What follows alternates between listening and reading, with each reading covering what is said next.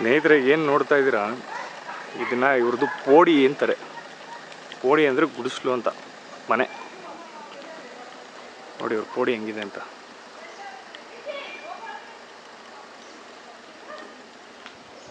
ಇದೊಂದು ಸ್ವಯಂ ಸೇವಾ ಸಂಸ್ಥೆ, ವಿವೇಕಾನಂದ ಗಿರಿಜನ ಕಲ್ಯಾಣ ಕೇಂದ್ರ. ಡಾಕ್ಟರ್ ಸುದರ್ಶನ್ ಅವರು ಇಲ್ಲಿ ಬಂದು ಇದನ್ನು ಆರಂಭ ಮಾಡಿದ್ದು.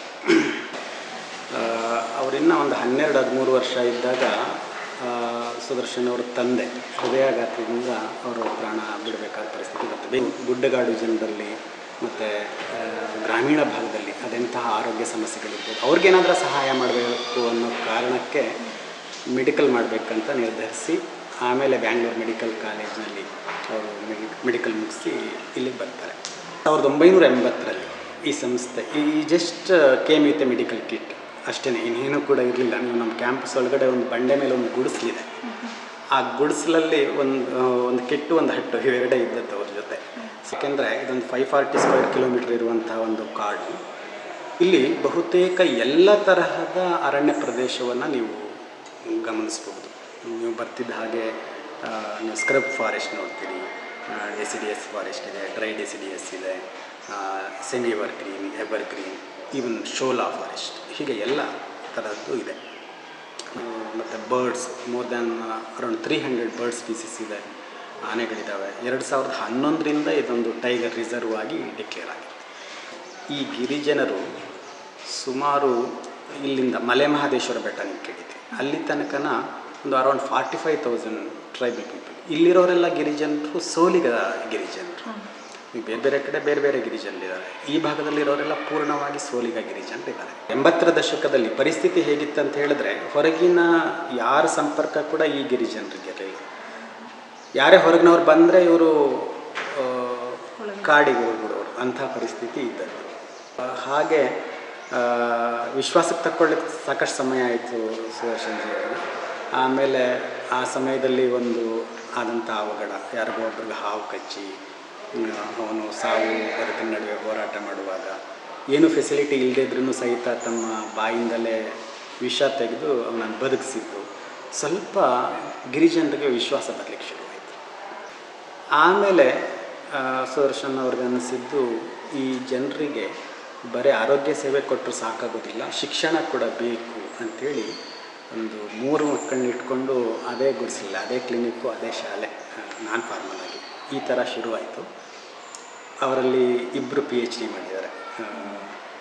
ಈ ಸಂಸ್ಥೆಗೆ ಅವರೇ ಒಬ್ಬ ಅಧ್ಯಕ್ಷರು ಡಾಕ್ಟರ್ ಜಡೇಗೌಡ ಅಂತ, ಪೊನ್ನಂಪೇಟೆ ಫಾರೆಸ್ಟ್ರಿ ಕಾಲೇಜಲ್ಲಿ ಪ್ರೊಫೆಸರ್ ಆಗಿದ್ದಾರೆ ಅವರು. ಈ ಸಂಸ್ಥೆಗೆ ಅವರ ಅಧ್ಯಕ್ಷರು ಕೂಡ. ಇನ್ನೊಬ್ಬರು ಡಾಕ್ಟರ್ ಮಾದೇಗೌಡ ಅಂತ,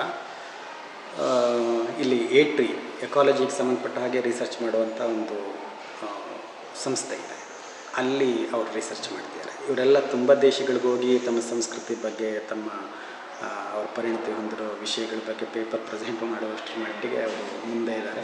ಜೊತೆ ಈ ಗಿರಿಜನರಿಗೋಸ್ಕರ ಅವರನ್ನೇ ಕೂಡ ಶ್ರಮಿಸ್ತಾ ಇದ್ದಾರೆ.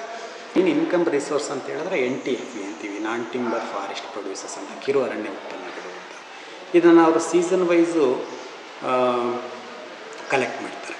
ಮತ್ತು ಲೈಕನ್ಸು, ಮತ್ತು ಕೆಲವು ರೂಟ್ಸು, ಮತ್ತು ಸೀಸನ್ಲಿ ಫ್ರೂಟ್ಸು, ಅದನ್ನೆಲ್ಲ ಸಂಗ್ರಹ ಮಾಡಿ ಅವ್ರದ್ದೇ ಸೊಸೈಟಿ ಇದೆಲ್ಲ, ಲ್ಯಾಂಪ್ಸ್ ಅಂತ, ಲಾರ್ಜ್ ಆದಿವಾಸಿ ಮಲ್ಟಿಪರ್ಪಸ್ ಸೊಸೈಟಿ ಅಂತ, ಅಲ್ಲಿಗೆ ಅವರು ಸೇಲ್ ಮಾಡ್ತಾರೆ. ಅಲ್ಲಿಂದ ನಾವು ಕೂಡ ತಕ್ಕೊಂಡು ಅದನ್ನ ನಮ್ಮಲ್ಲೇ ಒಂದು ಪ್ರೋಸೆಸ್ ಮಾಡುವಂಥ ಯೂನಿಟ್ ಇದೆ. It's scientifically proved by archaeology survey of India. ಯಾರು ಕೂಡ ಖಂಡಿತವಾಗ್ಲೂ ಆಶ್ಚರ್ಯ ಆಗುತ್ತೆ. ನೀವು ಹಿಸ್ಟ್ರಿ ಗೊತ್ತಿದ್ದರೆ ಮೆಗಾಲಿಥಿಕ್ ಏಜ್, ಬೃಹತ್ ಶಿಲಾಯುಗ ಅಂತ ಹೇಳ್ತೀವಿ. ಕ್ರಿಸ್ತಪೂರ್ವ 800ರಿಂದ 3000 ಇಸ್ವಿ ಗಂಟಲು ಇದೆ. ಅದು ಕನಿಷ್ಠ 5000 ವರ್ಷಗಳಿಂದ ಈ ಕಾಡಲ್ಲಿ ಜನ ಇದ್ದಾರೆ ಅನ್ನೋದಕ್ಕೆ ನಮಗೆ ಪುರಾವೆಗಳು ಸಿಕ್ಕಿದ್ದಾವೆ. ಭಾರತೀಯ ಪುರಾತತ್ವ ಸರ್ವೇಕ್ಷಣಾ ಇಲಾಖೆಯವರು ಒಂದು 200ಕ್ಕೂ ಹೆಚ್ಚು ಬೃಹತ್ ಶಿಲಾ ಸಮಾಧಿಗಳನ್ನು ಈ ಕಾಡಿನ ಮಧ್ಯಭಾಗದಲ್ಲಿ ಅಲ್ಲಲ್ಲಿ ಗುರುತಿಸಿದ್ರು. ಕೆಲವನ್ನ ಉತ್ಖನನ, ಎಕ್ಸ್ಕವೇಷನ್ ಮಾಡಿದರು. ನಮ್ಮಲ್ಲಿ ಶಿಕ್ಷಣಕ್ಕೆ ಸಂಬಂಧಪಟ್ಟಾಗ ಒಂದು 4 ಜಿಲ್ಲೆ ಮಕ್ಕಳು ಇಲ್ಲಿ ಕಲಿತಾರೆ. ಇಲ್ಲಿರೋರೆಲ್ಲ ಗಿರಿಜನರೇ. 99% ನಮ್ಮ ಶಾಲೆ ಕ್ಲಾಸ್ಗಳಲ್ಲಿ ಅವರೇ ಇದ್ದಾರೆ. ಮುಖ್ಯವಾಗಿ ಗಿರಿಜನರು ತಮ್ಮ ಸಂಸ್ಕೃತಿಯ ಜೊತೆಯಲ್ಲಿ ಸಾಕ್ಷರರಾಗಬೇಕು ಅಂತ. ಬಹಳ ಅದ್ಭುತವಾದ ಶ್ರೀಮಂತ ಸಂಸ್ಕೃತಿ ಇದೆ ಅವರಿಗೆ. ಅವರಿಗೆ ಶೇರಿಂಗ್ ಸಿಸ್ಟಮ್ ಇದೆ, ಸಿಂಪಲ್ ಲಿವಿಂಗ್ ಸಿಸ್ಟಮ್ ಇದೆ. ಇವತ್ತು ನಮ್ಮ ಬಹುತೇಕ ಸಮಸ್ಯೆಗಳಿಗೆ ಇದನ್ನು ಅಳವಡಿಸ್ಕೊಂಡ್ರೆ ಸಾಕು, ಅಷ್ಟರ ಮಟ್ಟಿಗೆ ಅದೆಲ್ಲ ಬೇಕು ಅವರಿಗೆ ಅಂತ ನೋಡಿ. ಈಗ ಟೈಗರ್ ರಿಸರ್ವ್ ಆಗಿದೆ, ಬೇರೆ ಬೇರೆ ಥರದ ನಿರ್ಬಂಧಗಳು ಅವ್ರ ಮೇಲಿದೆ ಅವ್ರಿಗೆ. ಆದರೆ ಈ ಕಾಡಲ್ಲೇ ಬೆಳೆದಿರೋದ್ರಿಂದ ಈ ಕಾಡಿನಲ್ಲಿ ಹೋಗಿ ಈ ಕಿರು ಅರಣ್ಯ ಉತ್ಪನ್ನಗಳನ್ನು ಸಂಗ್ರಹ ಮಾಡುವಂಥ ಒಂದು ಹಕ್ಕು ಅವರಿಗೆ ತಲತಲಾಂತರದಿಂದ ಬಂದಿರುವಂಥದ್ದು.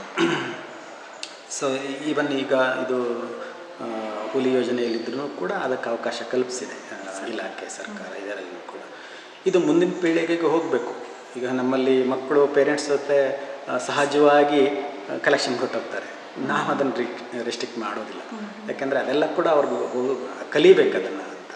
ನಮ್ಮಲ್ಲಿ ಕೂಡ follow state syllabus Kannada medium ಆದ್ರೂ ಸಹಿತ ಅವ್ರಿಗೆ ಅವರಲ್ಲಿರುವಂಥ ಕೆಲವು ವಿಶೇಷವಾದಂಥ ಜ್ಞಾನ. ಉದಾಹರಣೆಗೆ ನಮ್ಮ ಮಕ್ಕಳು ಕನಿಷ್ಠ 70-80 ಪ್ಲ್ಯಾಂಟ್ಸ್ಗಳನ್ನು ಗುರುತಿಸ್ತಾರೆ. ಮೆಡಿಸಿನ್ ಪ್ಲ್ಯಾಂಟ್ಸ್ ಇರ್ಬೋದು, ಬೇರೆ ಬೇರೆದು, ಅದರ ಯೂಸಸ್ ಏನು, ಯಾವಾಗ ಅದನ್ನು ಬಳಸ್ತೀವಿ, ಯಾವುದ್ರ ಹೂವು ಯಾವುದಕ್ಕೆ ಬಳಕೆ ಆಗುತ್ತೆ, ಯಾವುದ್ರ ಬಾರ್ಕ್ನ ರಸ ಕುಡಿದ್ರೆ ಅಥವಾ ಅದನ್ನು ಜಜ್ಜಿ ಅದನ್ನು ಪಾರಂಪರಿಕವಾಗಿ ಬಂದಿರೋದು ಅಥವಾ ಇಲ್ಲಿ ಹೇಳ್ಕೊಟ್ಟಿರೋದು ಸರ್? ಇಲ್ಲ, ಅವ್ರಿಗೆ ಟ್ರೆಡಿಷನಲ್ ಆಗಿ ಬಂದಿರುವಂಥದ್ದು ಅವ್ರ ತಂದೆಯಿಂದ. ಇವರಲ್ಲಿ ತುಂಬ ಜನ ಟ್ರೆಡಿಷನಲ್ ಹೀಲರ್ಸ್ ಕೂಡ ಇದ್ದಾರೆ. ಲಾಸ್ಟ್ ಇಯರ್ ಕೂಡ ಒಬ್ಬರಿಗೆ ರಾಜ್ಯೋತ್ಸವ ಪ್ರಶಸ್ತಿ ಬಂತು, ಸೋಲಿಗರ ಸಿದ್ದಮ್ಮ ಅಂತ, ಅನೂರವಾಗಿ. ಇಲ್ಲಿ ಜಲ್ಲೆ ಸಿದ್ದಮ್ಮ ಅಂತ ಒಬ್ಬರಿದ್ದರು, ಅವ್ರು ತಿಳ್ಕೊಂಡು. ಇವರೆಲ್ಲ ಈ ಥರದ ಟ್ರೆಡಿಷನಲ್ ಹೀಲರ್ಸ್ ಅಲ್ಲಲ್ಲಿ ಇದ್ದಾರೆ. ಇವರೆಲ್ಲರೂ ಮೋರ್ ದ್ಯಾನ್ 2000 ಡೆಲಿವರಿಗಳನ್ನ, ಗಿರಿಜನರಲ್ಲಿ ಒಂದು ವಿಶೇಷವಾದ ಪದ್ಧತಿ ಏನಪ್ಪ ಅಂದರೆ ಸ್ಕ್ವ್ಯಾಟಿಂಗ್ ಪೋಸ್ಚರಲ್ಲಿ ಡೆಲಿವರಿ ಮಾಡಿಸುವಂಥದ್ದು ಒಂದು ಪದ್ಧತಿ ಇದೆ. ನಾವು ಆಸ್ಪತ್ರೆಗಳಲ್ಲಿ ಇದು ಸೈಂಟಿಫಿಕಲಿ ರೈಟ್ ಮೆಥಡ್ ಅಂತ ಅದನ್ನು ಪ್ರೂವ್ ಆಗಿದೆ. ಆ ಥರದ ಮಗುಗಾಗಲಿ ತಾಯಿಗಾಗಲಿ ಯಾವ ತರಹದ ತೊಂದರೆ ಕೂಡ ಆಗೋದಿಲ್ಲ. ಆನೆ ಎಲ್ಲೋ ಬಹು ದೂರದಲ್ಲಿರೋದನ್ನೇ ಗುರುತಿಸುವಂಥದ್ದು, ಇದೆಲ್ಲನೂ ಕೂಡ ಅವ್ರಿಗೆ ಸಿದ್ಧಿಸಿರುವಂಥ ಒಂದು ಅದ್ಭುತವಾದ ವಿದ್ಯೆ. ಇದು ಮುಂದಕ್ಕೆ ಹೋಗಬೇಕು, ಅವ್ರ ಮಕ್ಕಳು ಅದನ್ನು ಮುಂದಕ್ಕೆ ತಗೊಂಡು ಹೋಗಬೇಕು ಅನ್ನೋದು ಉದ್ದೇಶ. ಆ ಕಾರಣಕ್ಕೆ ನಾವಿಲ್ಲಿ ಸಂಸ್ಕೃತಿಯ ಜೊತೆಯಲ್ಲಿ ಶಿಕ್ಷಣ ಅನ್ನೋದು ನಮ್ಮ ಆಶಯ. ಇಲ್ಲಿ ನಮ್ಮದೊಂದು 20 ಬೆಡ್ ಹಾಸ್ಪಿಟ್ಲ್ ಇದೆ. ಮತ್ತು ಇಲ್ಲಿ ನಾವು ಯಾವುದೂ ಕೂಡ ಶುಲ್ಕ ಯಾರಿಂದಲೂ ತಗೊಳ್ಳೋದಿಲ್ಲ. ನಮ್ಮ ಶಾಲೆ ಇರ್ಬೋದು ಅಥವಾ ಇದು ಆಸ್ಪತ್ರೆ ಕೂಡ, ಅಲ್ಲಿರುವ ಎಲ್ಲ ಸೌಲಭ್ಯಗಳು even non tribal also get free benefits. ಅಲ್ಲಿ ಇನ್ಕ್ಲೂಡಿಂಗ್ ICU ಬೆಡ್ ಸಹಿತ ಎಲ್ಲನ ವ್ಯವಸ್ಥೆ ಇದೆ. ಅಬ್ದುಲ್ ಕಲಾಂ ಜಿ ಅವರು ಇನಾಗ್ರೇಟ್ ಮಾಡಿದ್ದು ಆಸ್ಪತ್ರೆ. 2 ಸರ್ತಿ ಇಲ್ಲಿ ಬಂದಿದ್ದರು, ರಾಷ್ಟ್ರಪತಿಗಳಾಗಿದ್ದಾಗ ಕೂಡ ಒಮ್ಮೆ ಬಂದಿದ್ದರು 2006ರಲ್ಲಿ ಅಕ್ಟೋಬರ್ 15 ಇಲ್ಲಿ ಬಂದು ನಮ್ಮ ಗಿರಿಜನ ಮಕ್ಕಳ ಜೊತೆ ಅವರು ಬರ್ಡೇ ಸೆಲೆಬ್ರೇಟ್ ಮಾಡಿಕೊಂಡು ಸಿಂಪಲಾಗಿ. ಸೊ ಅದಕ್ಕೆ ಮುಂಚೆನೂ ಕೂಡ ಒಮ್ಮೆ 1998 ಯೂನಿವಾಸ್ DRDO ಚೀಫ್ ಆಗ ಕೂಡ ಇಲ್ಲಿ ಬಂದಿದ್ದರು. ಫುಲ್ ಡೇ ಸಮುದಾಯದ ಜೊತೆ ಗಿರಿಜನ ಜೊತೆ ಸಮಯ ಕಳೆದು ಹೋಗಿದ್ದರು. ಎಷ್ಟು ಸ್ಟೂಡೆಂಟ್ಸ್ ಇರ್ಬೋದು, ಮಕ್ಕಳು ಇರ್ಬೋದು ಸರ್ ಇಲ್ಲಿ? ಈಗ ಅರೌಂಡ್ ಒಂದು 280 ಮಕ್ಕಳಿದ್ದಾರೆ ಫಸ್ಟ್ ಸ್ಟ್ಯಾಂಡಿಂದ 10th. ಮುಂಚೆ ಇನ್ನೂ ಜಾಸ್ತಿನೇ ಇತ್ತು. ಆದರೆ ಈಗ ಏನಾಗಿದೆ ಅಂದರೆ ಸರ್ಕಾರ ಕೂಡ ಆಶ್ರಮ ಶಾಲೆಗಳು ಅಂತೇಳಿ ಮಾಡಿದ್ದಾರೆ. ಬಹುತೇಕ ಅಲ್ಲೇ ಕೂಡ ಇಂಥದ್ದು ಆಶ್ರಮ ಶಾಲೆಗಳು ಇರೋದರಿಂದ ನಮ್ಮಲ್ಲಿಗೂ ಕೂಡ ಬರ್ತಾರೆ. ನಾವು ಇಲ್ಲಿ 4 ಜಿಲ್ಲೆ ಮಕ್ಕಳಿದ್ದಾರೆ. ನಮ್ಮ ನೈಬರ್ ಡಿಸ್ಟ್ರಿಕ್ಟ್ 4 ಜಿಲ್ಲೆ ಬೇರೆ ಬೇರೆ ಗಿರಿಜನರು, ಬೆಟ್ಟಕುರುಬ, ಜೇನುಕುರುಬ, ಯರವ, ಈ ಥರ ಬೇರೆ ಗಿರಿಜನ ಮಕ್ಕಳು ಕೂಡ ನಮ್ಮಲ್ಲಿದ್ದಾರೆ. ಬಟ್ ಮುಂಚೆಗೆ ಹೋಲಿಸಿದರೆ ಈ ಸಂಖ್ಯೆ ಕಡಿಮೆ ಆಗಿದೆ. ಯಾಕೆಂದರೆ ಅವ್ರಿಗೆ ಹತ್ತಿರದಲ್ಲೇ ಶಾಲೆಗಳು ಆಗಿದ್ದಾವೆ ಸಾಕಷ್ಟು. ಆ ಕಾರಣಕ್ಕೆ ಹಾಗಾಗಿದೆ.